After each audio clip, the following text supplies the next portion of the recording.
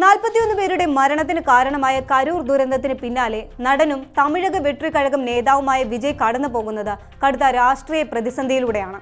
തന്നെ കാണാൻ ഒഴുകിയെത്തിയ ജനസാഗരത്തിന്റെ ആഹ്ലാദങ്ങൾ പെട്ടെന്ന് നിലവിളിയായി മാറിയപ്പോൾ ആ പ്രതിസന്ധിയെ നേരിടുന്നതിനു പകരം വിജയ് ചെയ്തത് ഒളിച്ചോടുകയായിരുന്നു. അത് വിജയ്ക്കും വിജയുടെ പാർട്ടിക്കും കടുത്ത ആഘാതവും ഏൽപ്പിച്ചു. വിജയ് എന്ന രാഷ്ട്രീയ നേതാവിന്റെ പതനം എന്ന് പോലും വിലയിരുത്തപ്പെട്ട ഈ പ്രതിസന്ധിയെ മറികടക്കാനുള്ള തത്രപ്പാടിലാണ് TVKയുടെ ഒരേയൊരു നേതാവ്. എന്നാൽ കരൂർ ദുരന്തവും അതേ തുടർന്നുണ്ടായ സംഭവ വികാസങ്ങളും സുവർണാവസരമാക്കിയിരിക്കുകയാണ് BJP.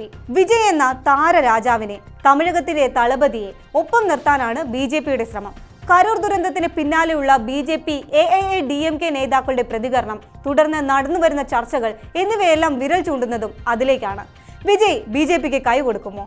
എന്താണ് വിജയെ എത്തിക്കുന്നതിലൂടെ BJP ലക്ഷ്യമിടുന്നത്? പരിശോധിക്കാം. സ്വാഗതം ഇൻഡെപ്തിലേക്ക്.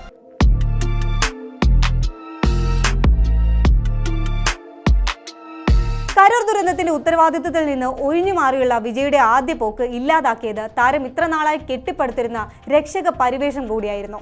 ഒരു നേതാവിന് ദുരന്തഭൂമിയിൽ നിന്ന് എങ്ങനെയാണ് ഓടിപ്പോകാൻ കഴിയുക എന്നാണ് മദ്രാസ് ഹൈക്കോടതി ചോദിച്ചത്.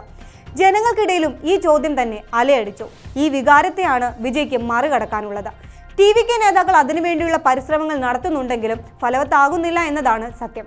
അവിടെയാണ് വിജയുടെ രക്ഷകരായി AIADMK BJP സഖ്യം എത്തുന്നത്. കരൂർ ദുരന്ത ശേഷമുള്ള പ്രതിപക്ഷ സഖ്യങ്ങളുടെ പ്രതികരണങ്ങൾ മുഴുവൻ ഒരു ഭാഗത്ത് ഭരണകക്ഷിയായ DMKയെ ലക്ഷ്യം വെക്കുന്നതാണെന്ന് തോന്നിക്കുമ്പോഴും മറുഭാഗത്ത് വിജയ്ക്ക് കൂടി തണലൊരുക്കുന്നുണ്ട് അവ. അപകടം സൃഷ്ടിച്ചത് മുഴുവൻ DMK ആണെന്നും അവർ വേണ്ട സുരക്ഷ ഒരുക്കാത്തതാണ് 41 പേരുടെ ജീവനെടുത്തത് എന്നുമാണ് TVKയും ഒപ്പം BJPയും വാദിക്കുന്നത്.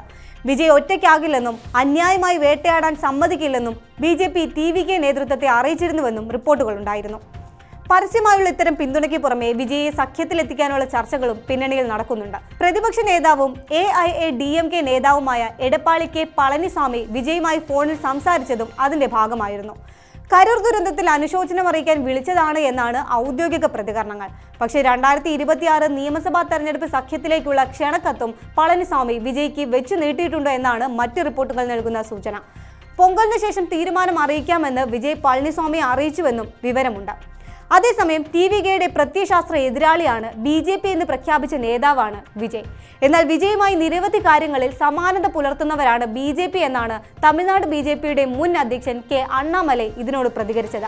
വിജയ് പ്രത്യയശാസ്ത്ര നേതാക്കളായി കാണുന്നവരിൽ പെരിയാർ ഒഴികെ ബാക്കിയുള്ളവരെ ഏറ്റവും അധികം ആദരിച്ചിട്ടുള്ളത് തങ്ങളാണെന്നായിരുന്നു ഔട്ട്ലുക്ക് മാഗസിന് നൽകിയ അഭിമുഖത്തിൽ അണ്ണാമലൈ ചൂണ്ടിക്കാട്ടിയത്. അതായത് വിജയ് അങ്ങനെയൊക്കെ പറയുന്നുണ്ടെങ്കിലും വേണമെങ്കിൽ ഒന്നിക്കാവുന്നതേ ഉള്ളൂ എന്നാണ് അണ്ണാമലൈ പറഞ്ഞു വെക്കുന്നത്. തമിഴക രാഷ്ട്രീയത്തിലെ പ്രധാന പ്രതിപക്ഷമാവുകയാണ് BJPയുടെ ലക്ഷ്യം. അതിനായുള്ള കരുനീക്കങ്ങൾ BJP കൃത്യമായി നടത്തുന്നുമുണ്ട്. അണ്ണാമലയെ മാറ്റി നെയ്നാർ നാഗേന്ദ്രനെ സംസ്ഥാന അധ്യക്ഷ പദവി ഏൽപ്പിച്ചതെല്ലാം അതിന്റെ ഭാഗമായിരുന്നു.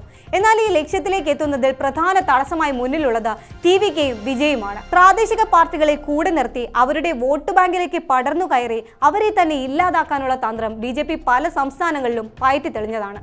വിജയെ ഒപ്പം നിർത്തി താരത്തിന്റെ വോട്ട് ബാങ്കിലേക്ക് കടന്നു കയറുകയാണ് BJPയും ലക്ഷ്യം വെക്കുന്നത്. എന്നാൽ AIADMKയുമായുള്ള സഖ്യത്തിൽ വിജയെ എങ്ങനെ അക്കോമഡേറ്റ് ചെയ്യുമെന്ന പ്രശ്നം അപ്പോഴും ബാക്കിയാവുന്നുണ്ട്. BJPയുമായി കൈകോർക്കും മുൻപ് AIADMK TVKയുമായി ചർച്ച നടത്തിയിരുന്നു. അന്ന് വിജയുടെ ആവശ്യങ്ങൾ അംഗീകരിക്കാൻ പളനിസ്വാമി തയ്യാറായിരുന്നില്ല. അതേ പ്രശ്നം ഇപ്പോഴും നിലനിൽക്കുന്നുണ്ട്. അത് ഈ ചർച്ചകളെ കൂടുതൽ സങ്കീർണമാക്കുമെന്ന കാര്യവും ഉറപ്പാണ്.